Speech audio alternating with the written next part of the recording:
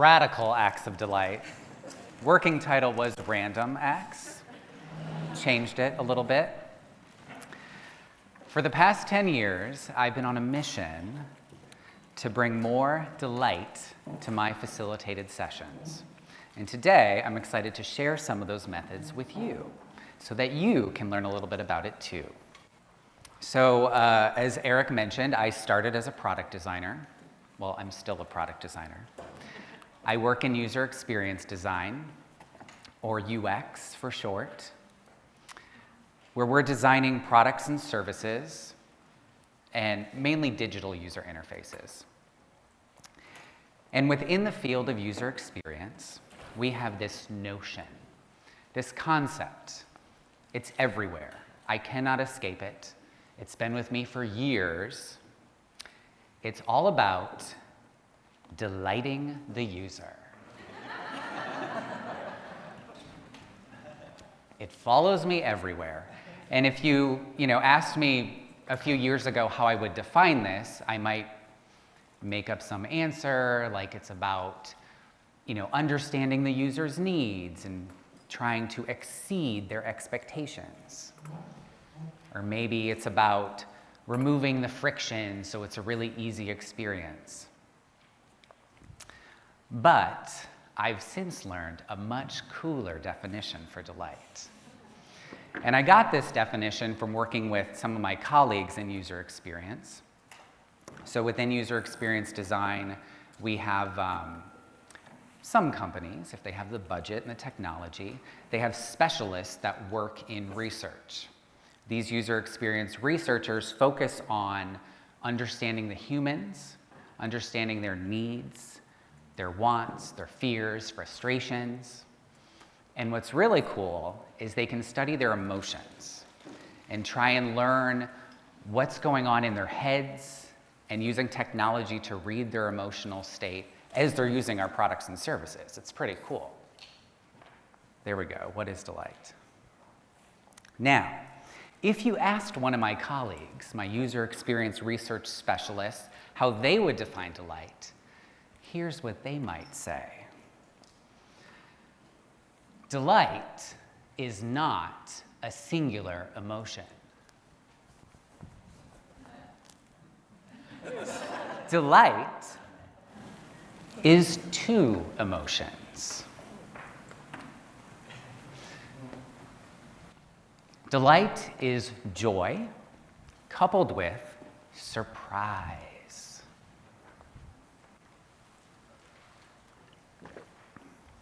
Surprise and joy, that is what makes delight. And I love this definition. I love this definition because maybe as a product designer or someone who's always trying to solve challenges, this feels actionable. Joy on its own, sure, we can have fun, but surprise me with it? That feels like a challenge. I recently ran into this definition of design, or this definition of delight outside of the world of product design. And I was really excited because it was in an area that's more closely related to facilitation, what we do. I was reading the book, I was skimming the book. I read a portion of this book. I don't know if anyone's heard of this book, Play by Stuart Brown. Okay, I'm seeing some nods. So in this book, Stuart Brown talks about the stages that humans go through in this state of play. So when we're in a state of play, we go through these specific stages. And I was really interested in the final stage. The final stage in our brains is the pleasure state. So that's where the joy comes from. Cool. But then, right before the state of joy, right before that pleasure state, there is a key moment. And that key moment that he talks about is anticipation.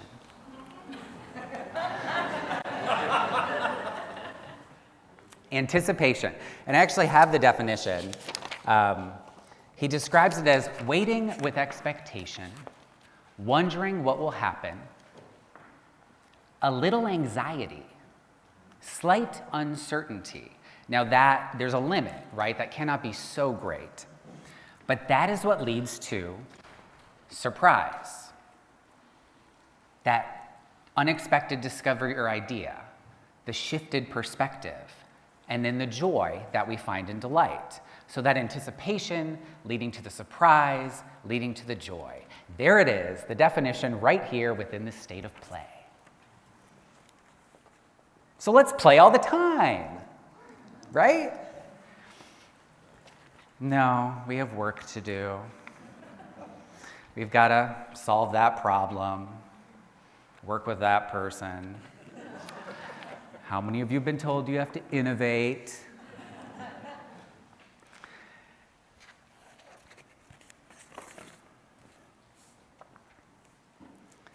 When I think about the state of play, especially in the workplace, in a professional environment, it takes me back to one of my earliest core facilitator trauma memories. I was working for a design agency in Austin. We were fun and funky. And we always insisted on having our product or our client kickoffs in person.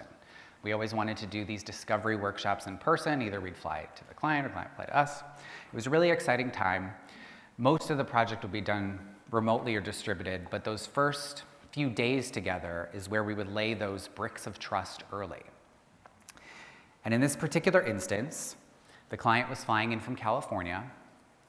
It happened to be a Saturday, which is very strange. We never worked on weekends, but that was the only time we could really make it happen. So we're all there, ready for this day and a half, 2-day work discovery and learning together and planning out this project. We're gathered around a conference table, kind of like this, and the project manager stands up. All right, we're going to do the icebreaker. Without missing a beat, the client stands up. I didn't fly halfway across the country on a weekend to sit here and play games. Tension.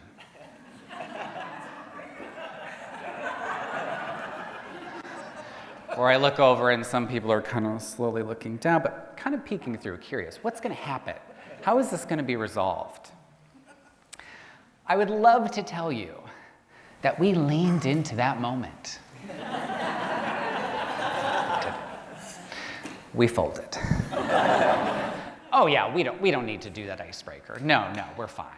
We'll just move on with the agenda. Not only that, on the first break, get with my colleagues, and we start going through the agenda. Oh, take out that. That's a little too fluffy. Oh, that's kind of extra.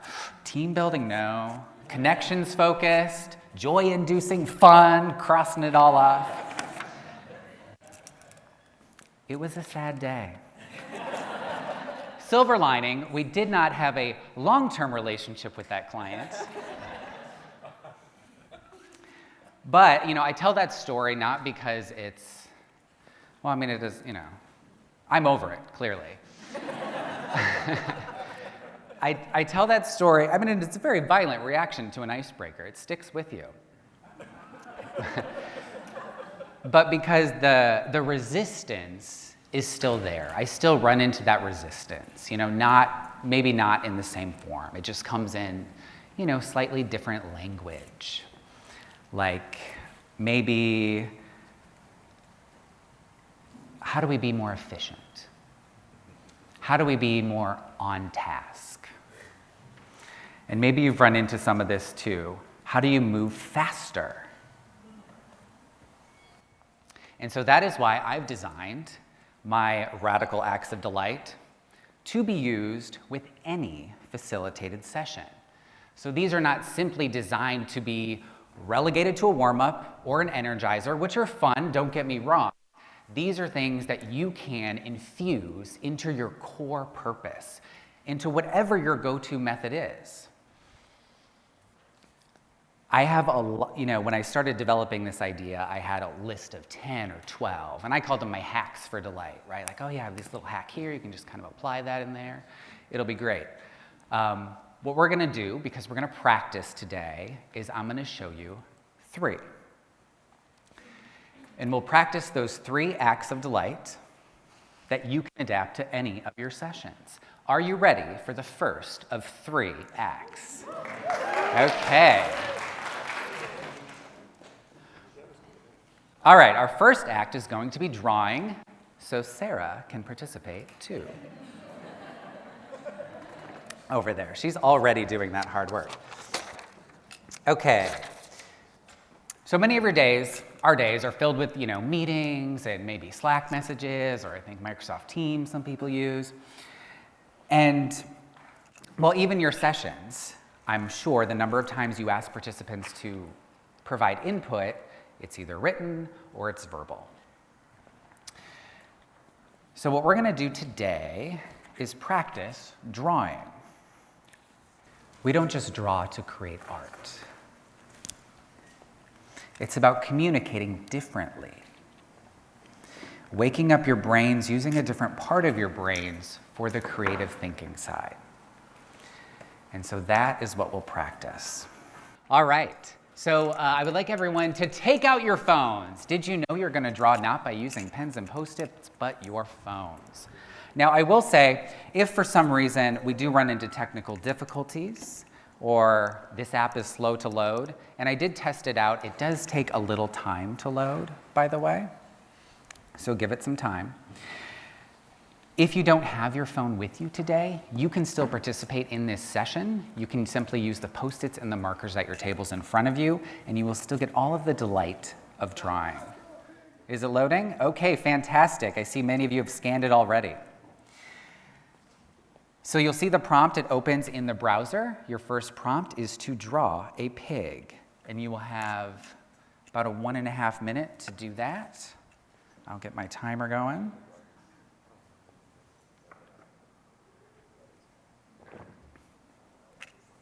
Okay, you're putting the finishing touches on your pig. And we're going to move on to prompt number 2. So you can simply hit done in your apps. You're going to draw your top highlight from yesterday. Ooh, this one's a little more abstract. How are you going to represent that? All right, we are going to do one more drawing prompt, and then we'll talk about it. You thought the last one was hard. You have 90 seconds. Draw a facilitation challenge that you are looking to overcome.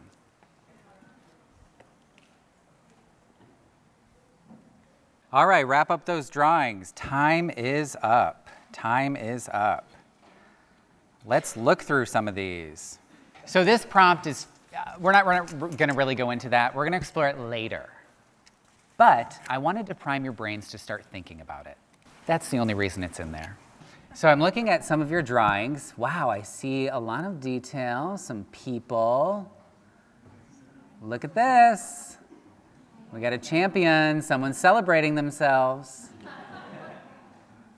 Oh, I think I see a safety net. We've got a cluster of Post-its, but look at the detail in the color, and the lines, they're used. What else? Someone went to happy hour without us all. Okay, let's look at the piggies, because that's really kind of what I'm focused on here. You know my grandfather owned the pig farm. It gave me special powers. I can interpret the meaning of your pig. The way in which you drew your pig tells me how others see you and how you see yourself.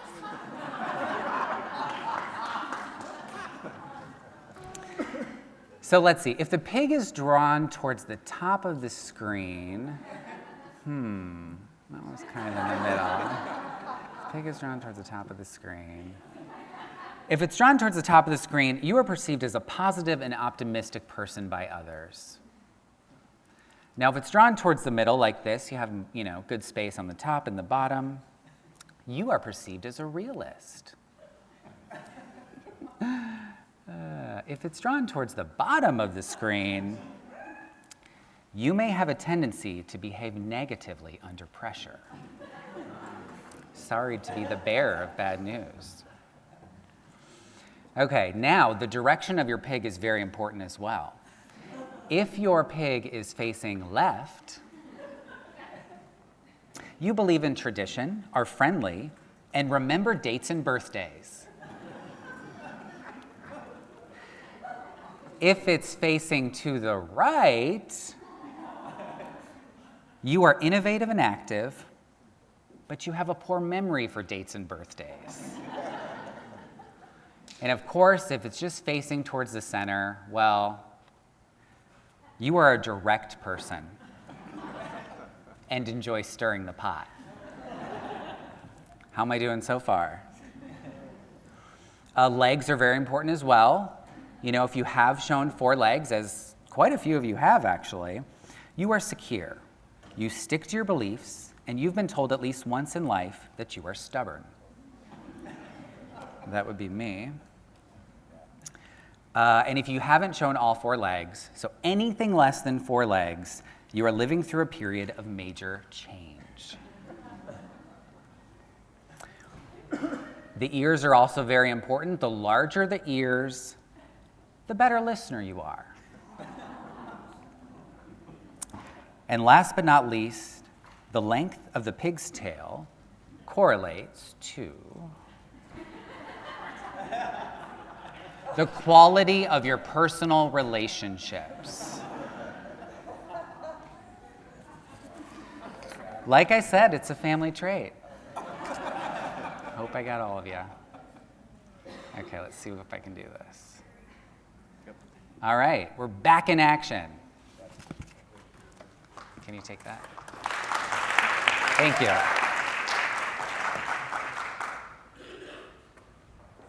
The reason I chose this app, and I met with the founder of this app too, is because they've done their homework on what drawing brings to the table. This app is designed for conference settings so that everyone can contribute. And they've done, remember our UX researcher friends, those that run their quantitative studies and are trying to understand the emotions of people, they've used that same technology, and they found that using this app or drawing or doodling just happens to raise 2 emotions, your joy and your surprise.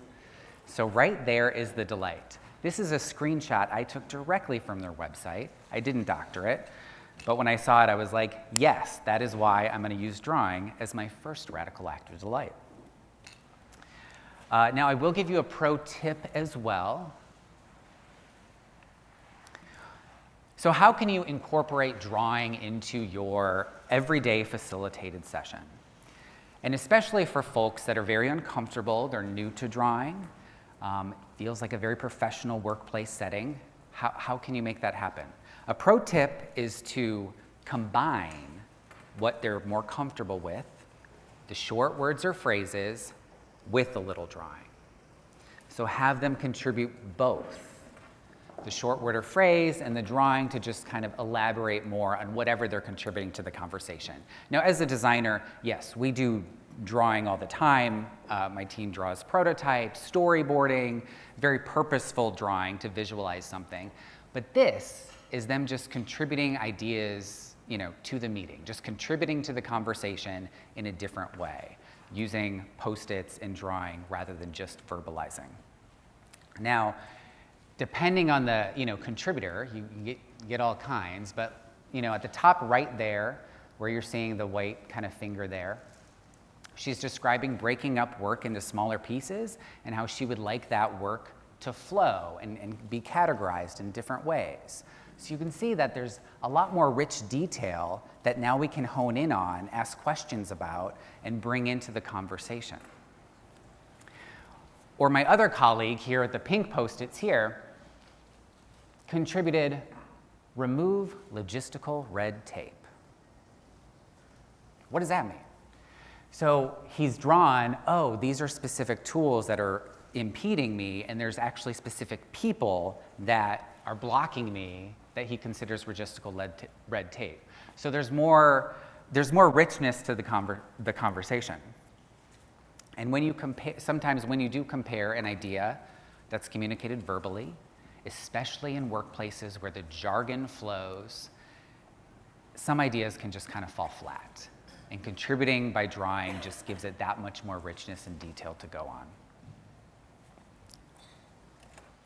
All right, without further ado, we are going to move on to our radical Act 2.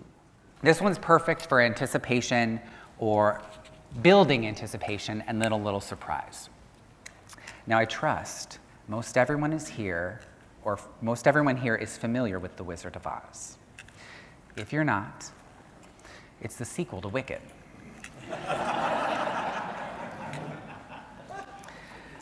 But in this movie, in case anyone just isn't familiar, there's a character, a scarecrow, and the scarecrow is pointing in a very particular direction. Dorothy comes in on the yellow brick road, sees the scarecrow pointing that way.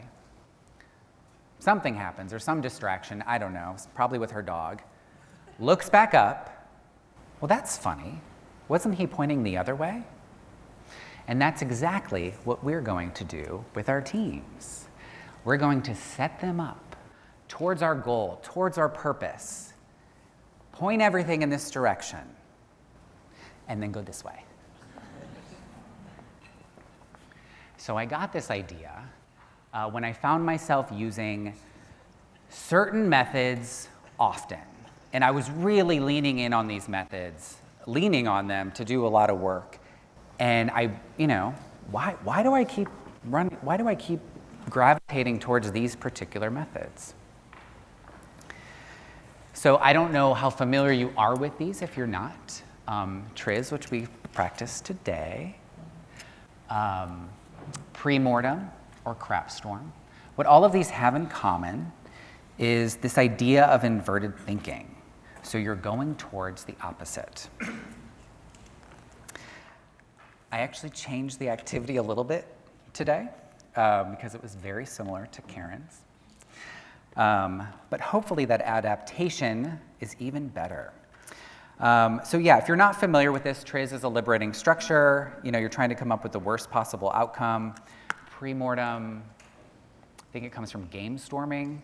I used it a lot at my design agency. You're trying to imagine something died, something failed. Why did it fail? So you're really exploring that failure before you explore success. And crapstorm is just, let's get all the bad ideas out on the table. Get the bad ideas out, and it brings in a little bit of silliness. And I think that's why I was gravitating towards it, because the lightness that it kind of brings in the beginning, hopefully, carries over when you do go into the direction you want everyone to go into. It also forces your participants out of their typical cognitive patterns. And if you have participants where there is a strong fear of criticism or rejection of their ideas, this is a great one to start with. It's a safer exercise to get started. All right, so we're going to start, and we're going to do a little twist. We're a group of facilitators. What is something we can design? Oh, I know.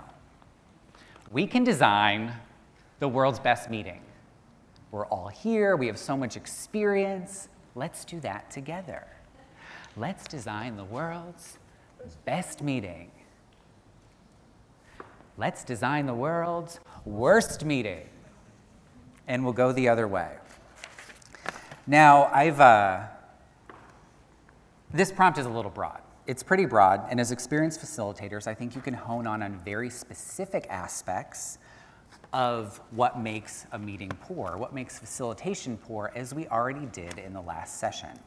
So I've pulled out some of the nuggets that maybe I've heard in the last activity that we did with Karen, and we're going to explore those in a solo activity to start with.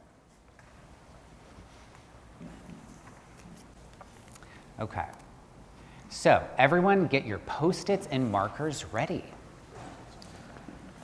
I'm going to do the first one with you. I'm going to show you a series of pre-written prompts like what you see above me, and you're going to answer them. These are inspired by Karen's session. Now, I already did the twist part, so you don't have to twist these. You're simply going to answer the prompts. Using markers and Post-its as a solo activity, I'd like you to generate ideas, as many ideas as possible for each prompt, writing one idea per Post-it. Now, like I said, I'll do this first one with you. How might we provide unclear communication and really create that confusion among our participants?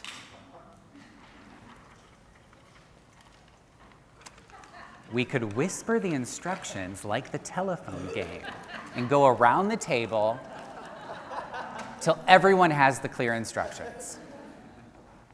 We could get really silly and give directions using whale noises. All right, so you get the idea. We're going to move fast. We're going to go through 4 prompts. You're going to have 2 minutes per prompt. Again, 1 idea per sticky. Are you ready? And away we go.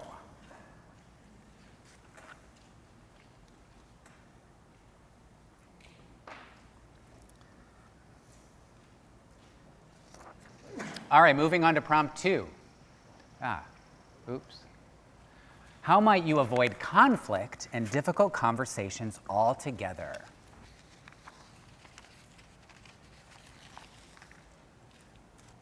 All right, on to number 3. How might you create a space that encourages silence and non-participation?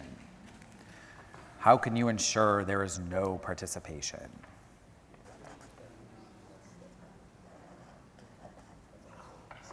Okay, let's move on to the last one, cutting this one a little short. How might you ensure your personal opinions influence the group's decisions?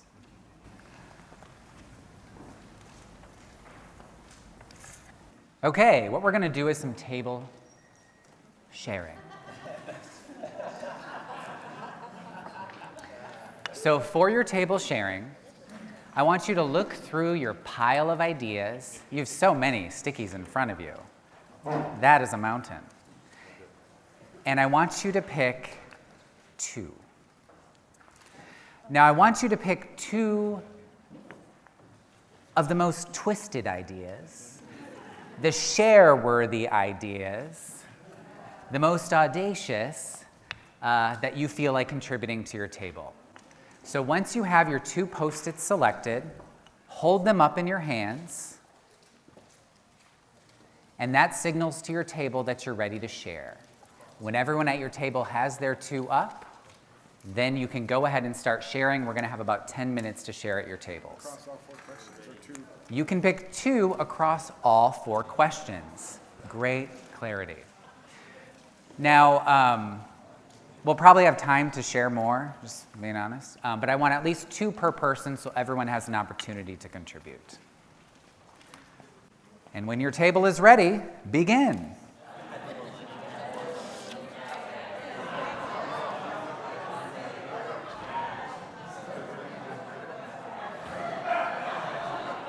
All right. How was that? I mean, it didn't take long for the laughter. The indicators of delight were there.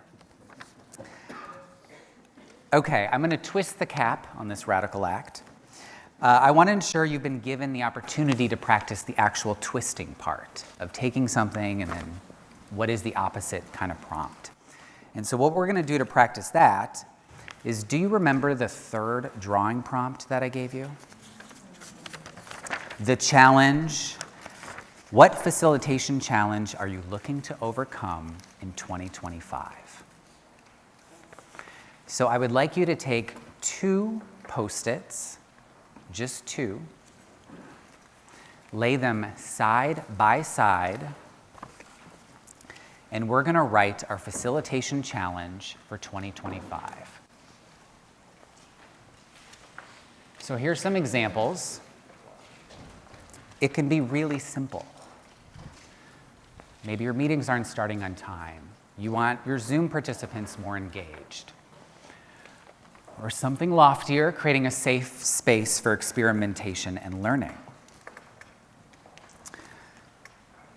Now, to twist it, you can twist it any way you want to.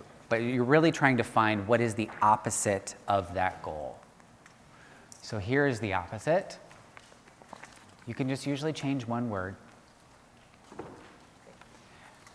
Or you can be a little more specific if there's a specific maybe aspect you want to change. So create a safe space for experimentation becomes demonstrate it's not okay to make mistakes. This is your goal. You can do as you wish to twist it, but really trying to find what is the opposite of that. So I'll give you not a lot of time, just 2 minutes, and I want you to write down your goal and create a twisted version of your goal.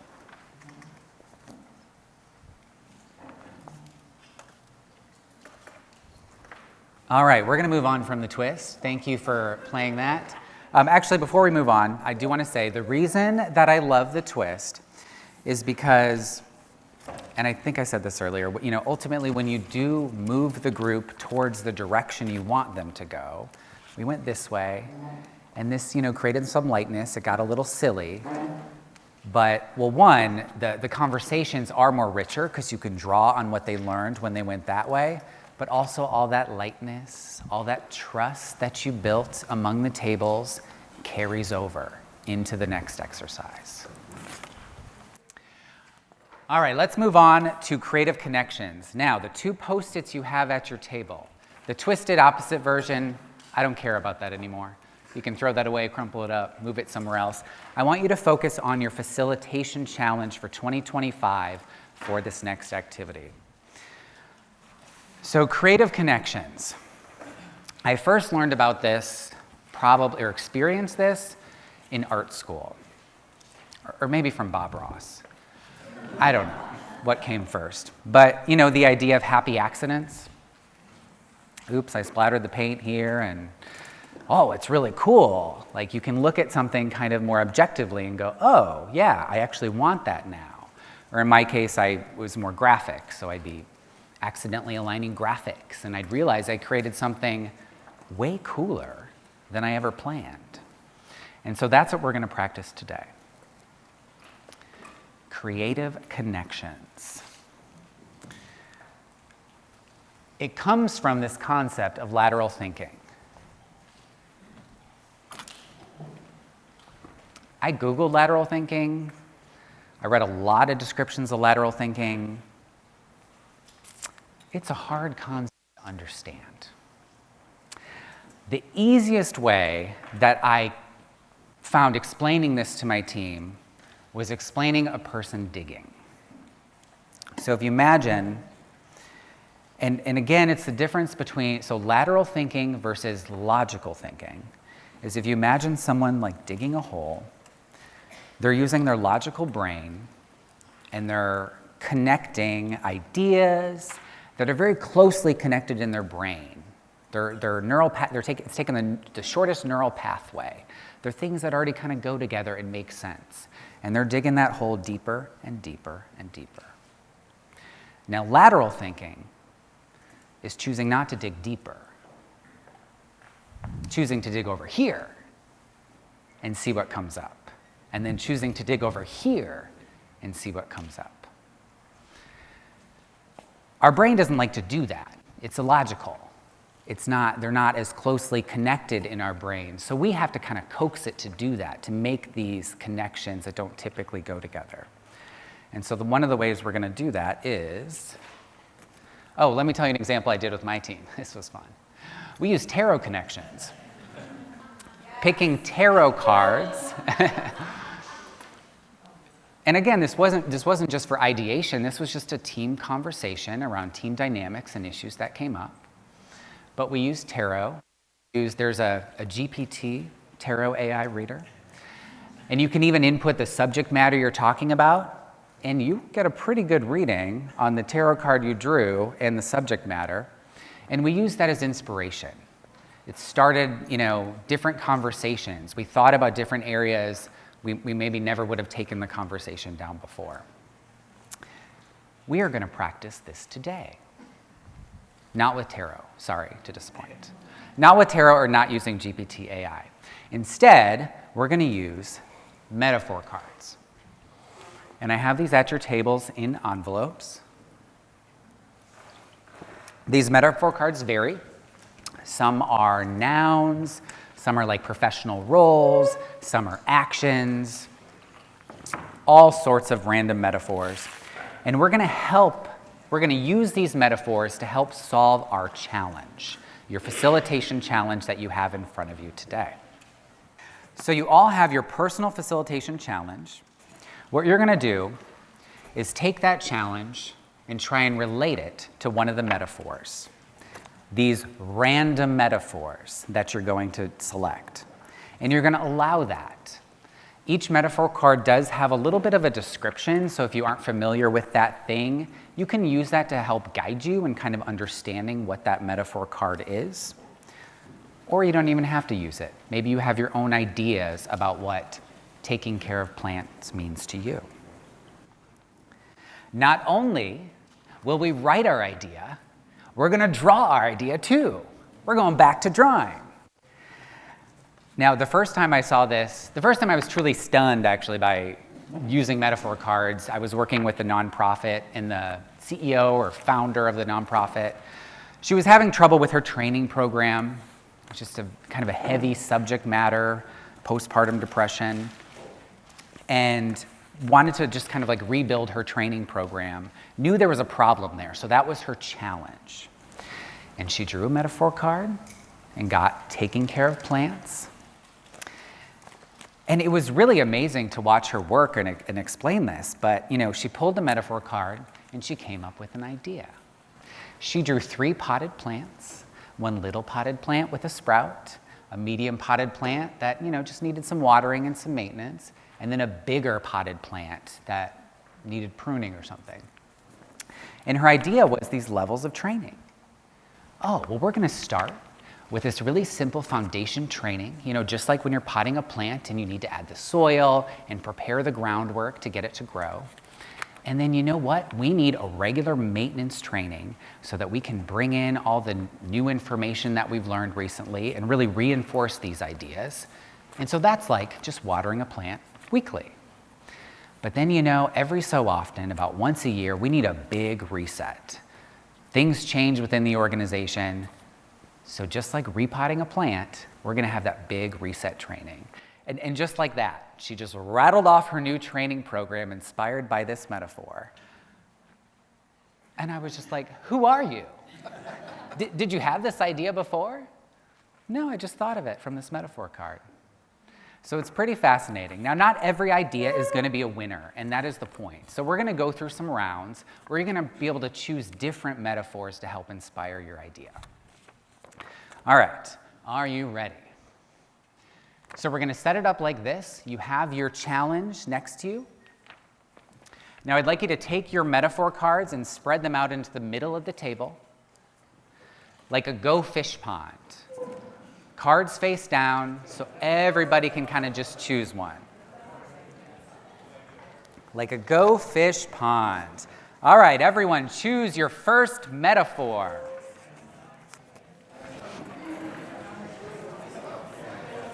All right, now with your first metaphor, you're going to use it to come up with an idea to solve your facilitation challenge. You will write your idea on a Post-it, but you will also draw it.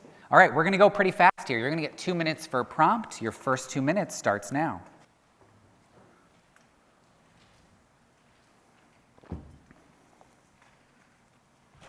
All right, everyone, pass your card to the left. Pass it to the left.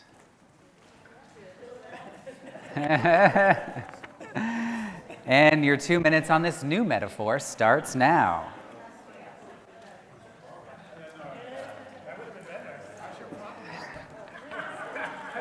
Okay, 2 minutes is up on that idea. For your next one, pass your card to the left.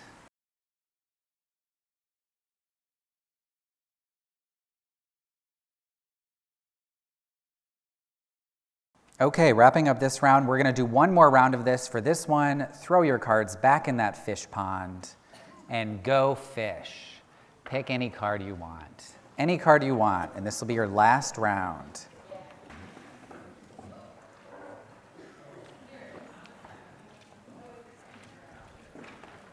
Okay, Pencils down, drawings down. Let's debrief a little bit. I'm so interested to learn a little bit about your ideas and, well, your facilitation challenge, first of all, and then how these metaphor cards inspired a creative idea. Were any of these ideas unexpected? Hopefully. Anybody have any kind of click moments or ahas? Yes, if you are compelled to share one idea, raise your hand. First of all, I'd like to say thanks, Sky. I appreciate that. Putting me on blast over here. I did exclaim in the middle of this. I was like, oh shit. I'm a notorious hater of cards. I think they're weak and lazy. And so I was coming into this with man, what is this nonsense? To be fair, you've been the best of the whole thing, by the way. But this exercise. And your stupid ass cards gave me 4 ideas that I did not think I could generate. And and also I thought my problem was similar to others, which is facilitation I think is undervalued. It's where the magic is, but you get paid more for strategy and reports and all this. And I saw other people say that. And so I was there's no way this is going to work for that challenge. And it seemed to have generated some things I didn't think I could do. So thank you very much. Awesome. Very cool. Thank you. So my challenge was pretty generic, full sessions of engaged people. Okay. And the different cards helped me break out of the container that I thought sessions needed to be in, to think differently about what is the user looking for, because the cards were all about giving the user more agency over how they interacted with a thing. And it was a real good flip for me in thinking about just what does a session mean even. Awesome. Thank you for sharing that. Right behind you. The Duolingo app helped me think about actually gamifying my clients' pathway through what I'm offering them. I'm really resistant to structure, and I want to play and be in the creative divergent space. And so actually gamifying it, having a Candyland-like thing that they move through, is something that I'm going to do. And then I want to mention the alarm clock. Convergence excellence, excellence in convergence thinking is something I want to embody this year. And I'm just going to set an alarm halfway through the session. It's my convergence alarm. And it's hey, it's time to start whittling down. We need to get out of idea land and put some stuff on paper. Great. Awesome. There you go. I love this because I've done creative problem solving's force connections, which is a group or it can be a group or individual activity, but they're not all these prompts. And what I really appreciated about the 3 different prompts is I didn't take it at face value and go in a convergent kind of thinking. This created divergent thinking for me to get me into a different frame of mind rather than simply let's play. It was let's play and. Okay. Yeah. Thank you. I really like this too because sometimes you need something sticky to get people excited so that they remember and so forth.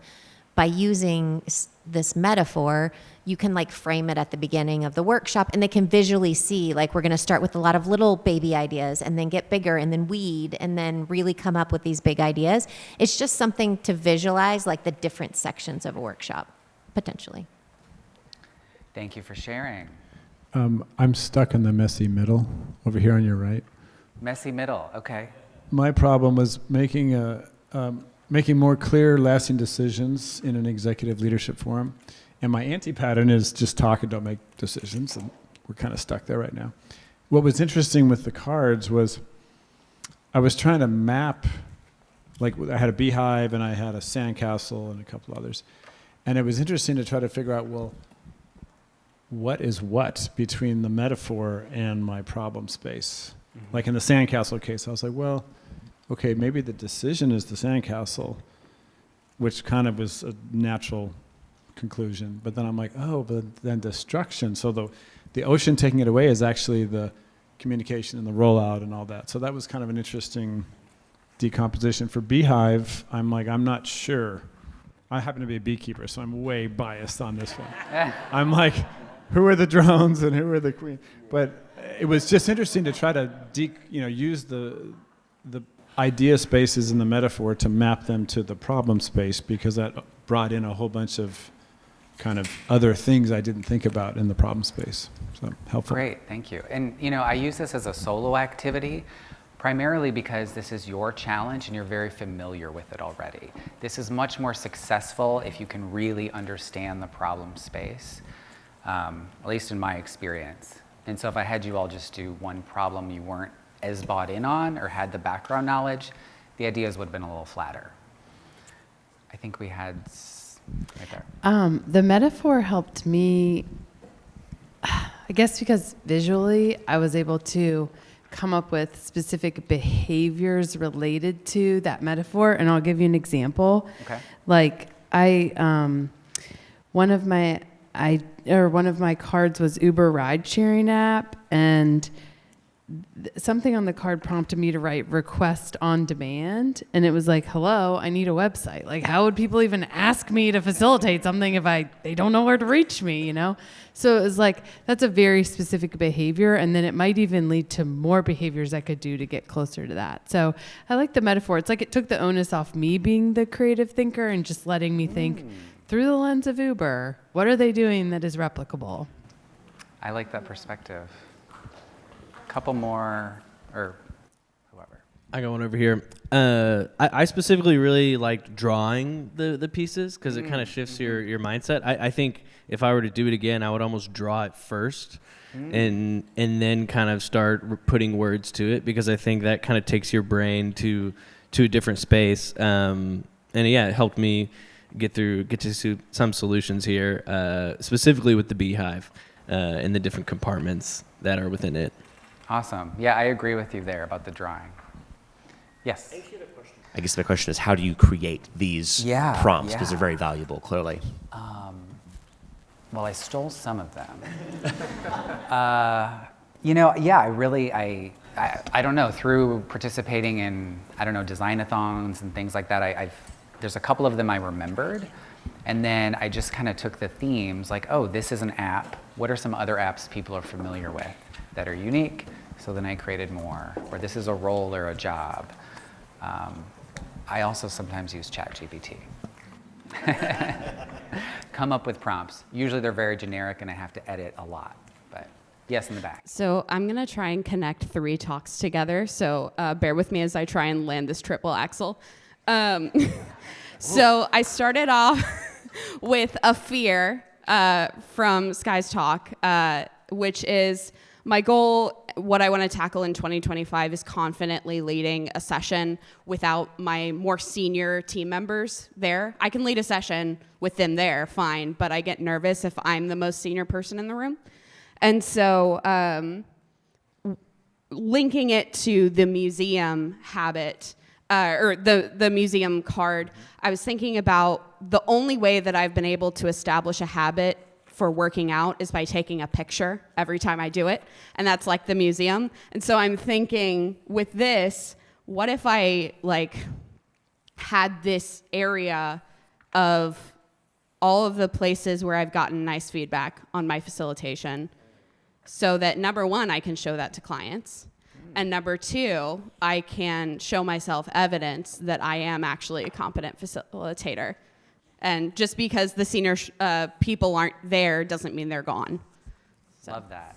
Love that. Thank you. All right, we're going to wrap up there. Thank you, everybody.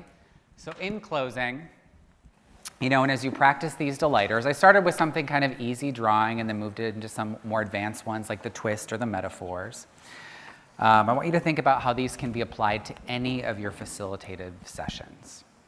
It doesn't have to just be even for idea generation. Now I want to leave you with this. Thank you for showing up to delight your participants, especially when it feels like there's a lot of separation and conflict. What you're doing to bring people together, lift them up, that is truly a radical act. Thank you.